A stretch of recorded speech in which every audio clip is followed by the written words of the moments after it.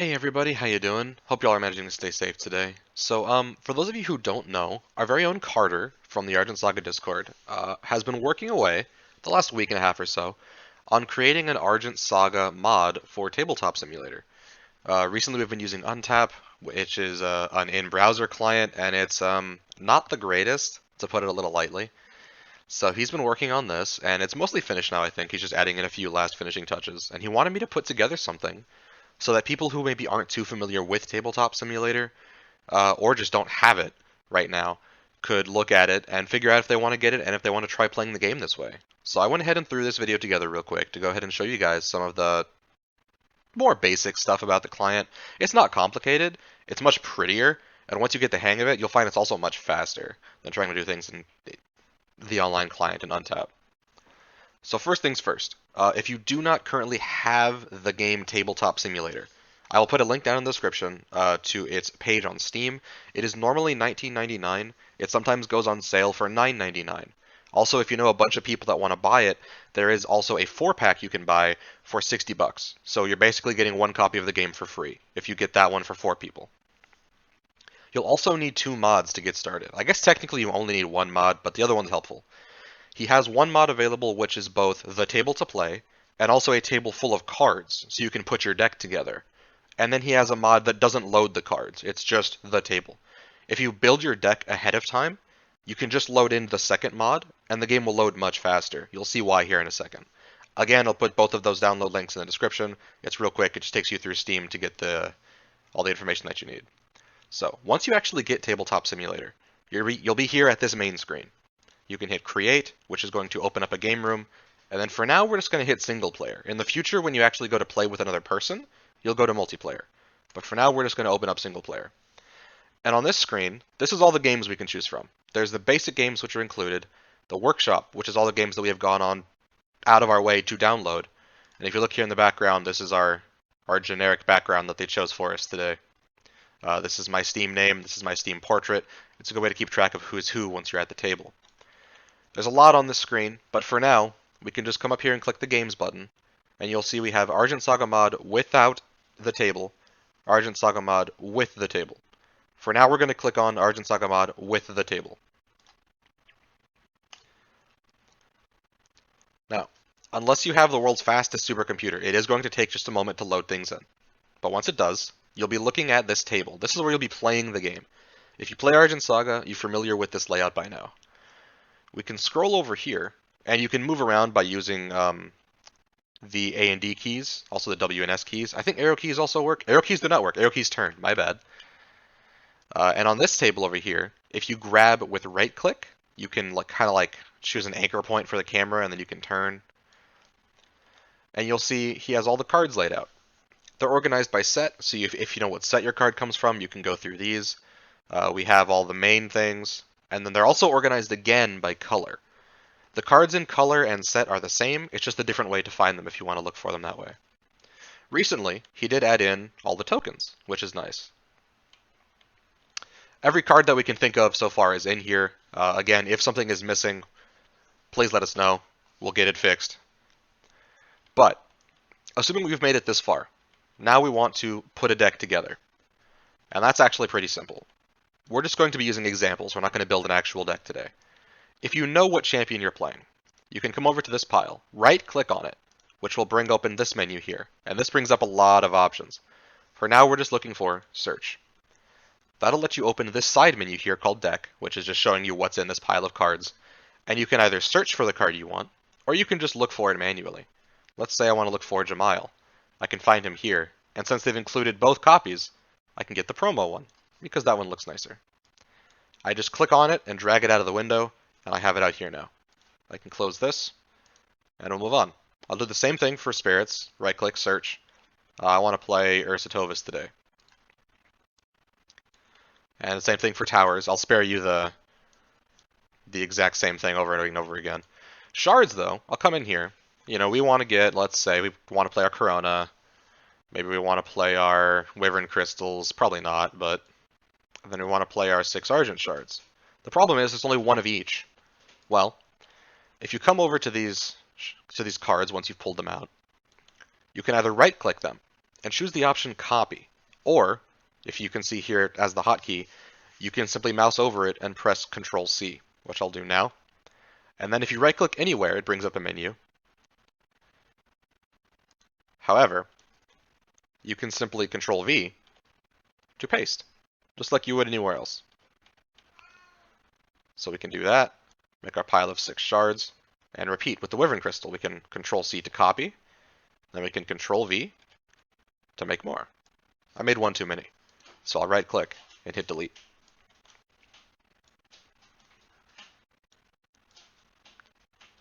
When it comes to moving cards in a pile, if you simply click and drag, you'll just pull the top card off every time. However, if you click and hold, you'll grab everything, and then you can move it around as a big unit. The same thing goes for choosing your units and your other cards. You can right click to search the pile. You can search for the card that you're looking for. Phantasmal Guards in this case. And then you can copy to add more copies of it to your deck. Once you eventually get all your cards put together that you're going to be wanting to play for your deck, you can assign them their own specific piles. Maybe you can have one pile for Champion Spirit, you can have one pile for Shards, you can have a pile for Towers, and then your deck, and so on. And then we want to actually save the deck as an object. This will allow us to recall it later when we actually want to sit down and play a game with somebody, instead of just having to build it every single time. You could put it in whatever kind of stack you want. You could put it all in one giant stack if you want to, but I like spreading things out like this. I like having one pile for each kind of entity like I described a second ago. And then you simply left click and drag over the group. This lets you select everything all at once. Then you right click and you find the option that says Save Object. This will bring up, by default, a root folder, which if this is your first time in Tabletop Simulator, is probably fine. This is all you'll be saving really. But you can open up this, you can actually go into your folders and change what they're called so you can more easily organize your stuff. For example, I play Star Wars Legion, so I have a whole folder devoted to Star Wars Legion armies. We can name this whatever we like. We can call this Jamail Ursa, and then save it. That will allow us to come up here into the Objects menu. And from here we can go to Save Objects, and we can click on it. And just by clicking on it, if you heard that little click, it's actually loaded it over here into this table. And this is where we'll be playing our games. This is how we'll be loading in our decks, and that will get us into part 2 of this video.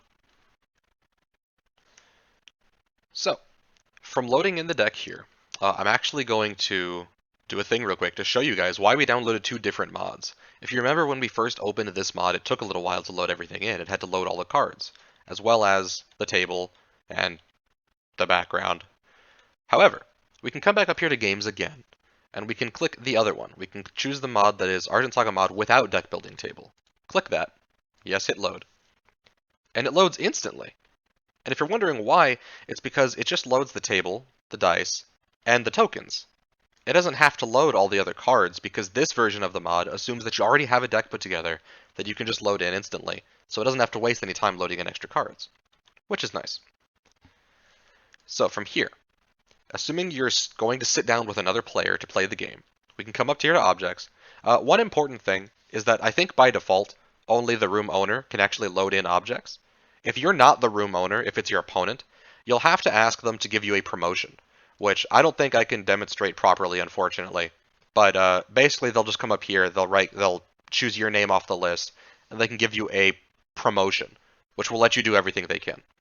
That will give you access to loading in objects. So we're going to come in here, and excuse me.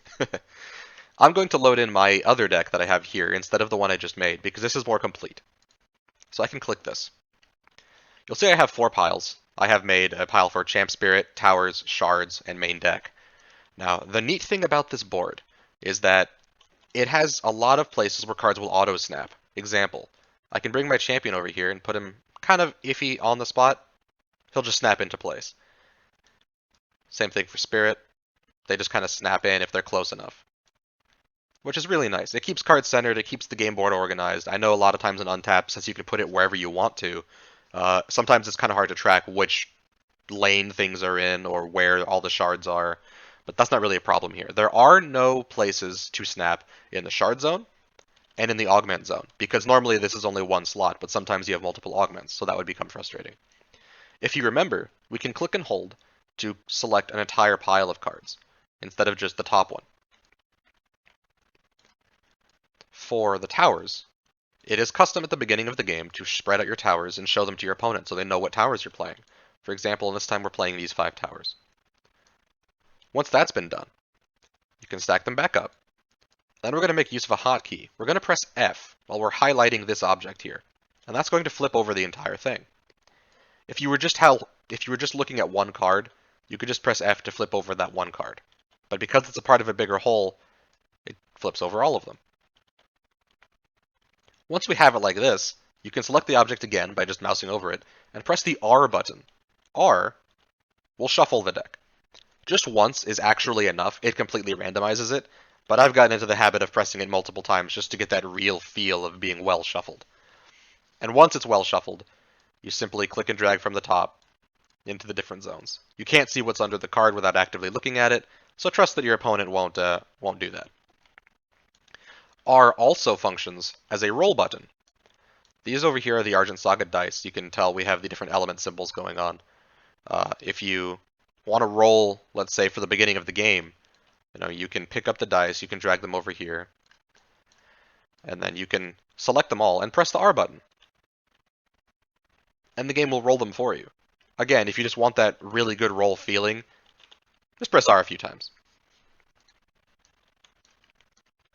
Now then, before we begin playing, one final step. Up here, we have the rotation degrees, which by default I think is actually set to 15. What this means is if you use the rotate buttons, which are keybound to Q and E when you're highlighting a card, it will rotate by that much if you just tap it. You can hold it, and it will go further. But if you just tap the button, it won't go very far. You'll want to change this to 90 degrees. This will give you that classic card game, I tap my card feel, which is what we're going for in Argent Saga when we attack with units or when we tap shards. And finally, I think we're ready to begin playing. One of the first things that you'll do is draw your opening hand and decide mulligans after you've decided your die roll. So, we can right-click on this, and we can choose the draw option. When you click it, it won't close the menu, so you can just click it 5 times. I feel like someone stacked my deck. Now that I think about it, I don't think I properly shuffled my deck. One moment, please. Hey guys, this is me from the future here.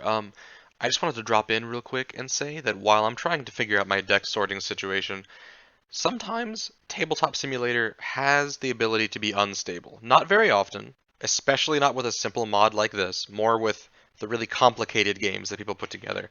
But if certain combinations of things happen in a certain way, the game can crash. It's not unheard of. But don't worry. I know that crashing with things, especially like card games, is horrible because how are you going to rebuild the game state? But the client that we use for Tabletop Simulator actually continuously autosaves. It is updating and updating and updating the most recent save state over and over and over again. And so it's very likely that if your game does crash, you'll just be able to rebuild the game state. It'll either be exactly the way it should have been or very close to it, and you could replicate it pretty easily. Just wanted to drop that in real quick and get back to the video. Okay, let's try this again. That's better. It's important to remember that when you load in the object, that is, your deck, it will load in exactly the same order every single time, so please don't forget to shuffle before the game begins. That goes for your main deck, that goes for your shard deck, and for the order of your towers. Once you've drawn your opening hand, you may find that there are some cards in your opening hand that you don't want to keep. For example, why would I want this second Silver Mist Phoenix when I can easily go find it? So what you're going to do here is you need to move the cards from your hand to the bottom of your deck, which in paper is really easy. Here, we have to do a couple things. First, keep in mind that your hand is invisible to your opponent. They can see face-down cards in your hand, but they can't see what they are. They just see the background of the card, like this. It'd be easier to demonstrate if I had a second player, but unfortunately we don't today. So while the card is still in your hand, flip it over. I think I'd like to keep the rest of my hand. So I'll simply drag this somewhere, and then I'll just pick up my deck using the click and hold option, and put it on top of it. Then I'll put the deck back. And then I'll simply draw a new card. Mulligans are complete. If I'm going first, I won't draw a card, and I will play a shard. Now I don't draw the shard by the right-click menu, because that will just put it in my hand. So I'll just simply drag it over here and then flip it over with F. And again, the shard zone has no snap points, so we can simply put the card wherever we like. From here, we can simply play the game. Maybe I want to just pay 1, and then drag the Skyship Engineer from my hand to the field zone. And then I'll pass the turn. And play will continue back and forth like this. Remember that at any point, if you play a card that lets you search your deck, you can simply right-click, search, and then type in what you're looking for. For example, Liam and Silver Mist Phoenix would both do that. The shard deck can be searched as well. When your opponent attacks one of your towers, it's as easy as pressing F to just flip the tower over. And then if they destroy it, you can press E or Q twice to turn it around. I think that just about covers it. Most of the card game will function very much the way it does in person, since you're working with a virtual tabletop now.